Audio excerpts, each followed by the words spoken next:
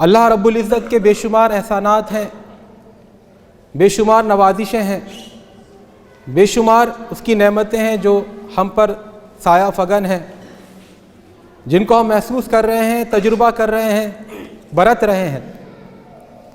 اللہ رب العزت نے اپنی بہت سی نعمتوں کا حوالہ دیا ہے اپنی کتاب پاک میں۔ اسی میں ایک نعمت کا حوالہ اس آیت کریمہ میں دیا ہے جو میں نے آپ کے سامنے ابھی پڑھی۔ اللہ رب العزت تمام نوع انسانی کو سامنے رکھ کر یہ ارشاد فرماتا ہے، یقیناً اس نے احسان کیا ایمان والوں پر، چونکہ ایمان لانا ہر فرد بشر کی ذمہ داری ہے، اس کا دائتو ہے، اس کا مقصد تخلیق ہے۔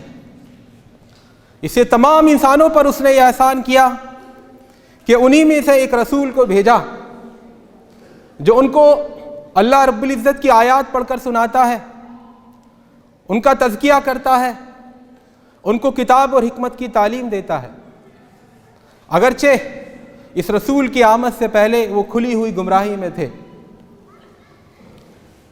یہ احسان کیا ہے اللہ رب العزت کا؟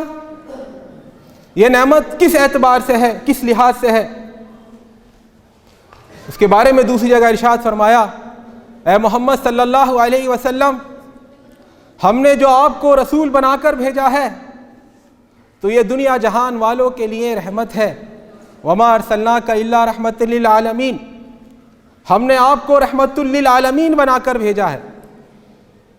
میرے دوستوں اور ساتھیوں، یہ اعلان اتنا حیرت انگیز ہے، اور اگر اس کے رحمت کی روح اور اس کی اسپرٹ کے منافی نہ ہوتا تو میں کہنے کی جرات کرتا اتنا تہلکہ خیز اور اتنا تلاطم انگیز یہ اعلان ہے